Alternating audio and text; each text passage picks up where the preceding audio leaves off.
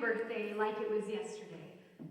The sickly sweet smell of pink frosted cupcakes, the screams and shouts of young children echoing throughout the house.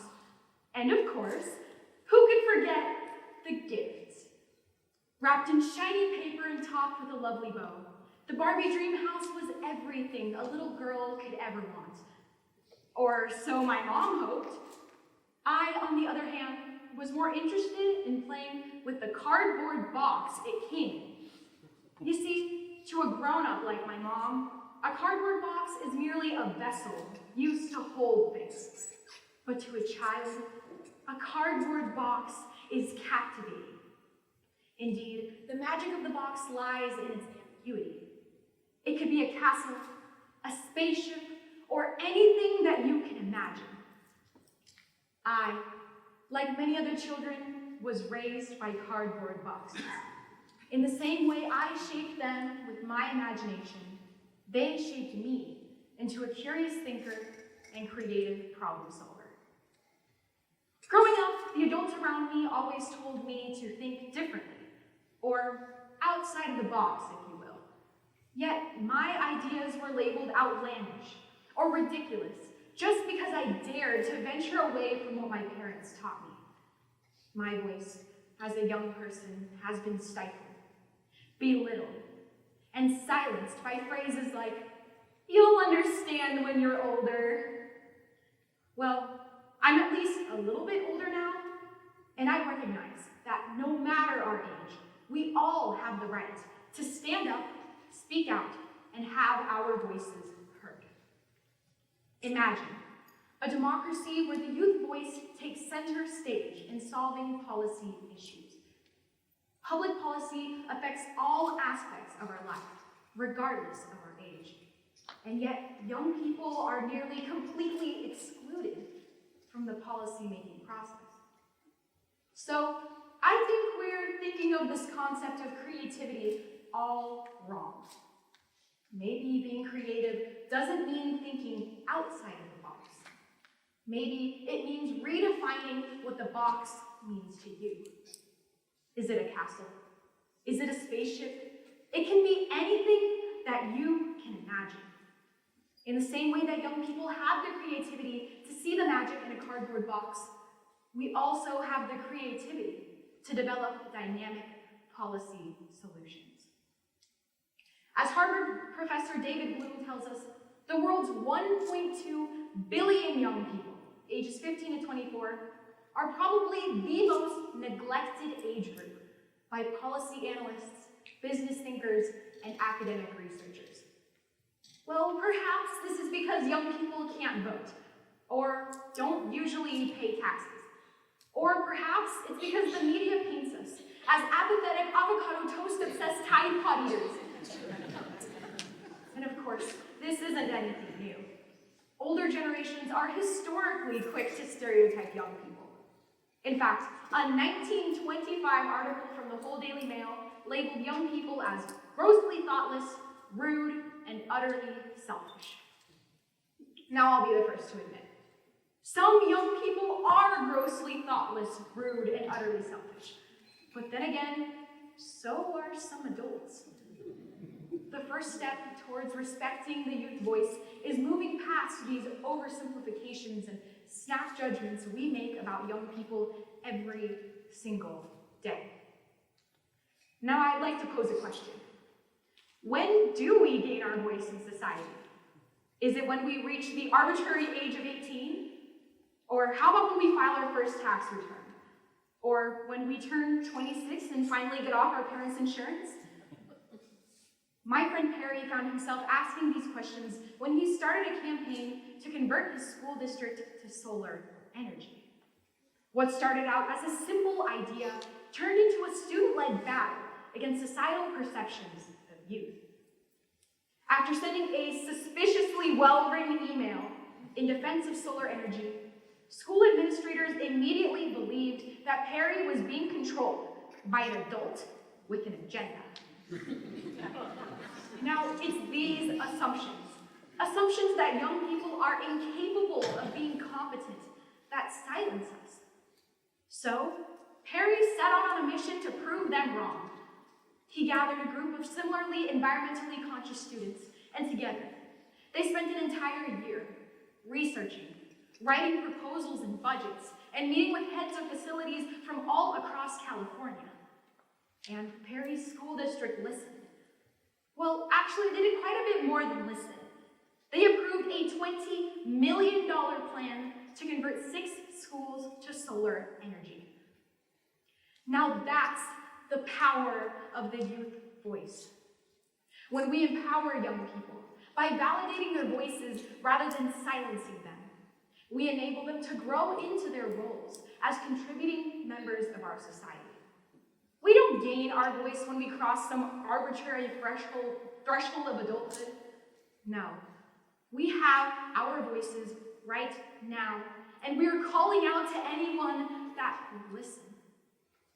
We should at least have a seat at the table to discuss the issues which have come to define our generation.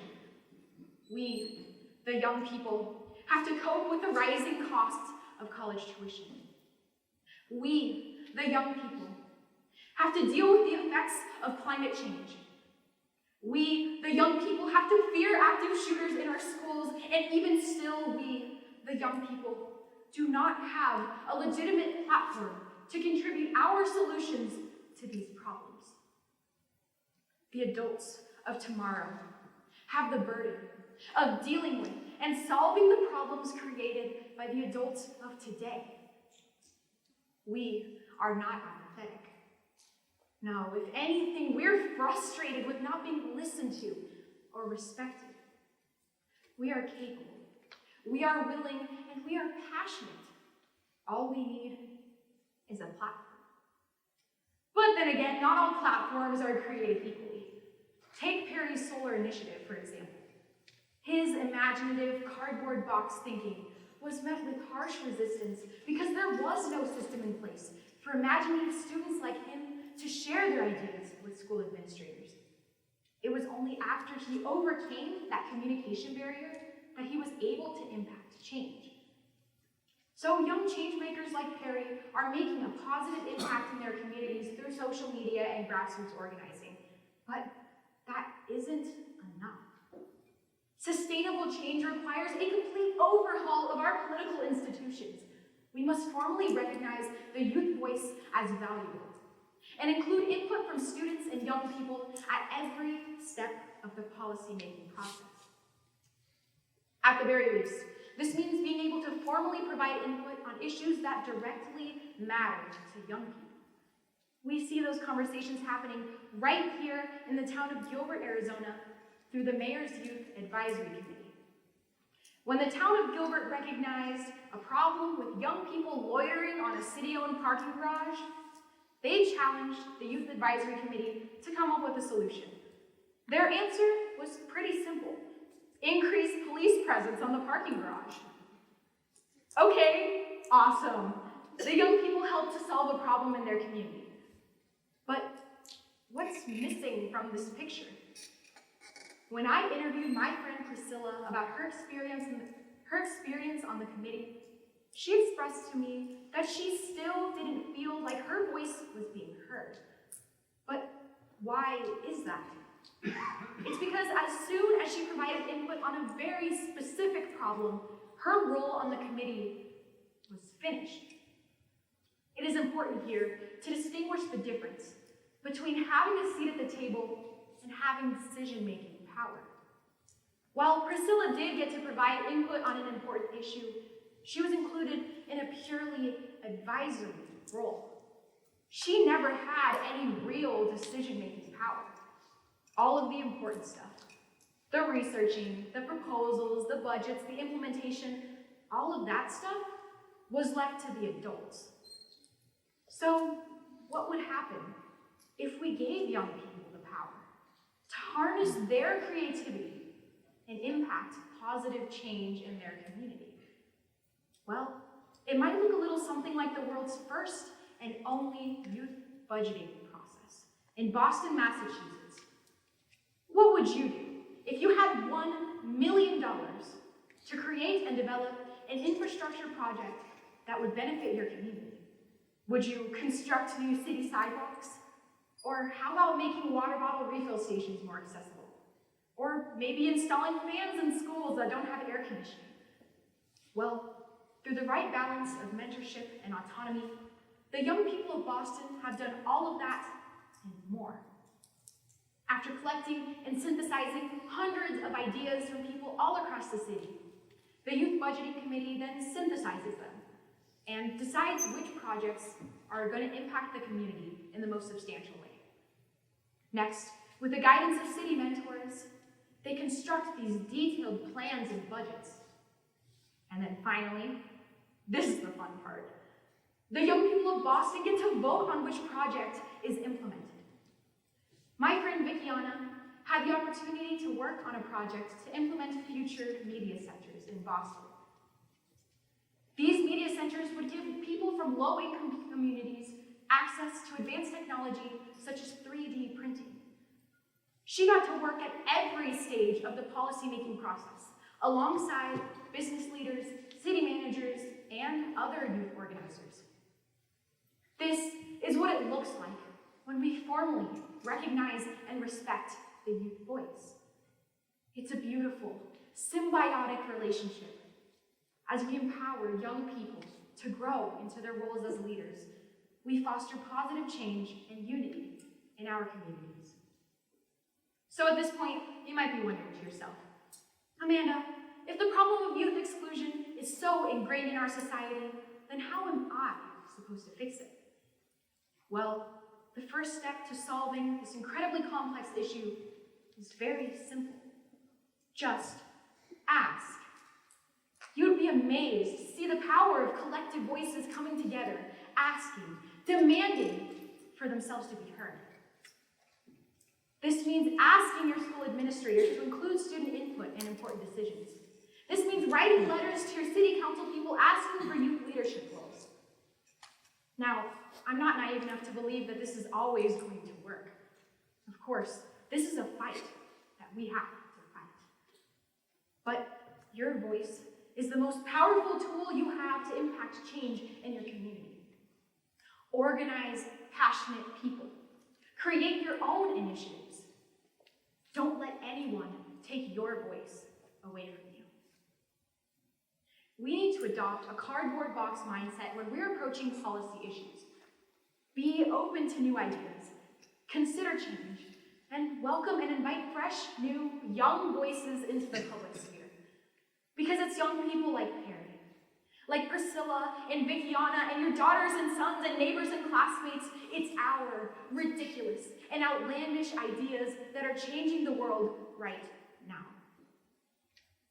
So I invite you to nurture us to grow as citizens by encouraging civic engagement. Make sure that we know our rights and that we're brave enough to use them. Empower us to use our voices. Don't minimize our ideas as stupid or childish, but rather engage us in grown-up conversations about politics and social issues. And of course, if our opinion's a little bit different than yours, at least try to consider it. Challenge us to build our communities. Ask us what problems we see in our neighborhoods, and then inspire us to solve them. With the right tools and skills to prosper, we, the young people, will. When we start to change our perspective on young people and respect their voices in the public sphere, our world will begin to reflect that youthful optimism, that imaginative cardboard box thinking which enables social progress. Thank you.